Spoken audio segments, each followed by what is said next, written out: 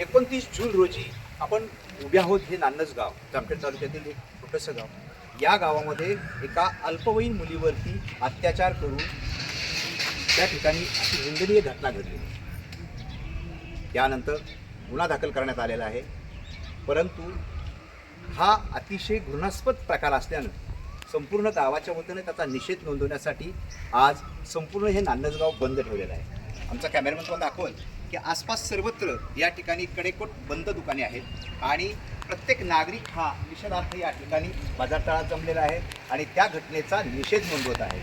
या संदर्भात जामखेड पोलीस स्टेशनच्या वतीने कडेकोट पोलीस बंदोबस्तही ठेवण्यात आहे. आपले पोलीस कर्मचारी या ठिकाणी सकाळपासून तैनात आहेत आणि कुठलाच अनुचित प्रकार आणि कायदा सुव्यवस्था अबाधित ठेवण्यासाठी अनुचित प्रकार घडू नये, कायदा सुव्यवस्था अबाधित राहावा यासाठी त्यांनी सातत्यानं प्रयत्नही केलेले आहेत. निश्चित अशा प्रकारच्या घटना आणि याचे पडसाद राजकीय क्षेत्रात सुद्धा उमटले आहेत. तत्कालीन या ठिकाणचे आमदार कर्जत जामखेडचे आमदार रोहितदादा पवार यांनीही विधानसभेमध्ये हा प्रश्न उपस्थित केलेला आहे. निश्चित अशा प्रकारच्या निंदनीय घटना घडणं म्हणजे माझ्या मतदारसंघात दुर्दैव आहे. यासाठी प्रशासनानं सतर्क पाऊल उचलून लवकरात लवकर आरोपीला अटक करून न्याय दिला पाहिजे, अशा पद्धतीची मागणी होत आहे. आपल्यासमोर काही ग्रामस्थ आहेत आणि ग्रामस्थांच्याही अशा तीव्र स्वरूपाच्या प्रतिक्रिया आहेत. आपण जाणून घेणार आहोत.